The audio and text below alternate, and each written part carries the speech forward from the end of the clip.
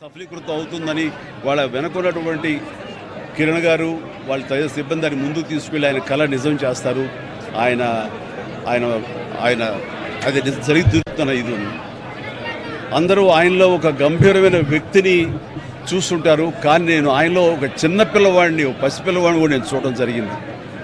ఆయన 2009లో ఆయన తరచూ కలుస్తుండేవాడిని. ప్రజారాజ్యం పార్టీకి సంబంధించినటువంటి ఆయన సలహాలు సంప్రదింపులు వరుసగా.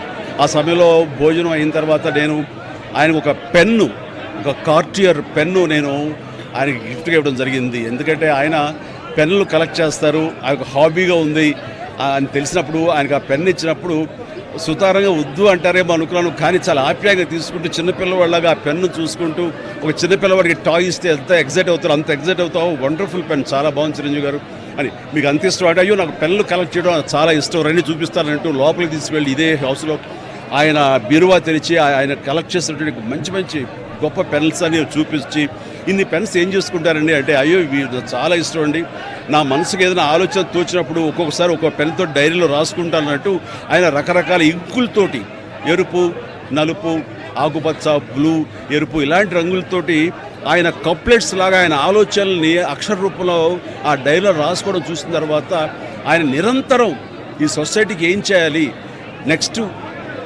ఎలాగా అటు ప్రతిదీ ఆయన ఆలోచనల్ని అక్షర రూపంలో పెట్టుకుంటూ ఉంటుంటారు. ఆయన అలాగా నిరంతరం ఈ సొసైటీ గురించి తన నిబద్ధతలో ఆయన ఏర్పరచుకున్న కొన్ని ఆశయాల్ని వాటిని సిద్ధించడం కోసం, వాటిని ఆశయాలు నెరవేర్చుకోవడం కోసం ఆయన చేసే ప్రయత్నాలు అవి అంతా ఇంత కాదు.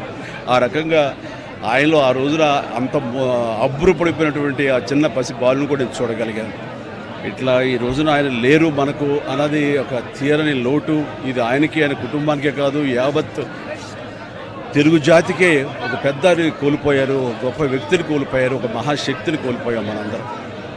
ఈ సందర్భంగా ఆయన ఎక్కడున్నా సరే ఆ స్వర్గంలో ఉంటారు, మన దరిదాపులోనే ఉంటారు, మన దగ్గరే ఉంటారు, మనకు తోడుగా ఉంటారు.